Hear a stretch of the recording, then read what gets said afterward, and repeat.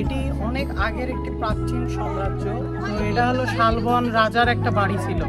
শালবন রাজার বাড়ি হিসেবে এটি পরিচিত ছিল। 115টি কক্ষ এখানে উন্মোচন করা হয়। তারপরে কক্ষ অনুযায়ী এখানে শালবন বিহার নামে এটা ভূষিত করা হয়। তো আমরা এই প্রাচীন সাম্রাজ্য দেখে আমরা অতি উৎসাহিত। এটার বয়স আনুমানিক প্রায় 200 ইয়ার্স। যতটুকু আমি শুনেছি এখানে সবাই বেশিরভাগই বৌদ্ধরা বসবাস করত। তো এই বিহারটাও নাকি বৌদ্ধদেরই ছিল, তাদেরই স্থাপনা ছিল।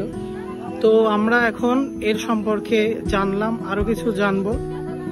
আমরা আরো ঘুরে দেখবো যে এর মধ্যে কি কি ইতিহাস আছে। আমাদের দেশের ইতিহাস এত সুন্দর যেগুলো দেখলে আসলে প্রাণ জুড়িয়ে যায়। অনেক দর্শনার্থী এখানে এসেছে এবং ঘুরে ঘুরে স্থানটি দেখছে। এক একটি স্থাপনাগুলো যেন এখনো জীবিত। এবং আমরা চলে আসলাম ফটোশ্যুট করার জন্য। তো ফটোশ্যুটের জন্য একটি বেস্ট প্লেস। অনেক প্রাচীন তাল গাছের গা বেয়ে উঠে গেছে সেই পাতা বাহার, ফুলের বাহার। তো এই বাহার আমরা আরো কাছ থেকে দেখতে যাচ্ছি, আসুন আমাদের সাথে। তাল গাছ বেয়ে লতাগুলো কি সুন্দর উপরের দিকে উঠে গেছে এবং আমাদের সবারই উচিত প্রকৃতির এই সৌন্দর্যগুলো উপভোগ করা। প্রকৃতিকে ভালোবাসলে প্রকৃতিও সেই ভালোবাসা ফিরিয়ে দেবে। এর পাশেই একটি বৌদ্ধ মন্দির আছে যা খুব নতুন ভাবেই তৈরি হয়েছে। তো আমরা একটু কিছুক্ষণ পরেই মন্দিরটা দেখতে যাব।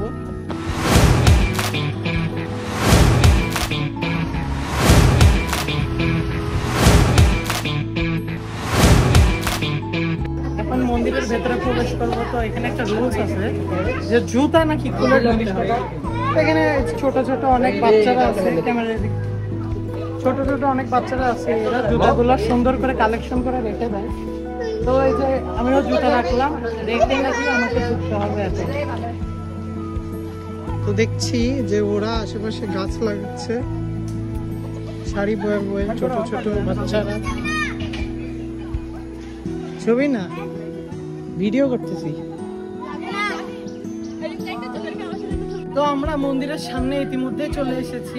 তো মন্দিরটা দেখেন আপনারা, সুন্দর বানাইছে। আসুন আমরা ভিতরে প্রবেশ করব। পবিত্র স্থান, এখানে স্যান্ডেল খুলে ঢুকতে হয়, মানে জুতা। নিদর্শনটা দেখুন, পুরো দেয়াল জুড়ে অসম্ভব সুন্দর একটি ডিজাইনের সাথে মন্দিরটি স্থাপনা করা হয়েছে। এটা বেশি বছর পুরনো না। এখানে উঠতে উঠতে একটা সুন্দর পদ্ম দেখতে পাচ্ছি এবং মন্দিরটির দেওয়াল জুড়ে দেখা যাচ্ছে প্রদর্শনা। তো ভেতরে যাচ্ছি।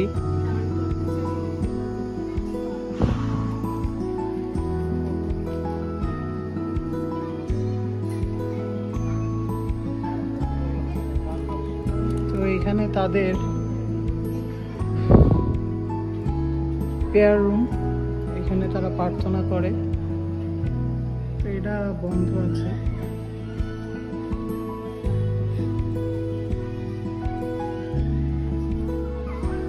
অনেক দর্শনার্থী এখানে এসেছে এবং তারা ছবি তুলছে একে একে। ছোট ছোট যারা বাচ্চা, তারা এখানে খেলাধুলা করে, তাদের দৈনন্দিন কাজ করে। তবে এইটা কি তা আমি জানি না, একটু পরেই আমরা ওইটাতে যাব। ওই বাসাটা ওইটাও হয়তো বা মন্দির।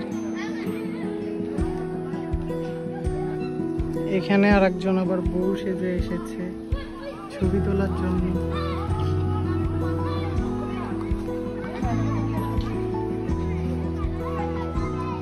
আমরা তিনটা বন্ধুকে দেখতে পাচ্ছি। তো এদেরকে আমি জিজ্ঞেস করি যে কেমন লাগছে, তোমাদের কাছে কেমন লাগছে এখানকার স্থাপনা, কি কি ঘুরলা এখানে?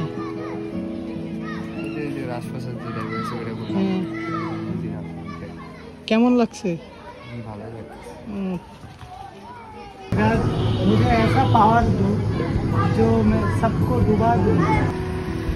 আজ ইতিহাসের শেষ এখানে এটি হলো ময়নামতি ওয়ার সিমেন্ট। এটি কুমিল্লায় অবস্থিত। এটি প্রতিষ্ঠিত হয়েছিল দ্বিতীয় বিশ্বযুদ্ধের পরে 1939 থেকে 1945 সালে এবং এর মোট কবর 736টি কবর আছে এখানে।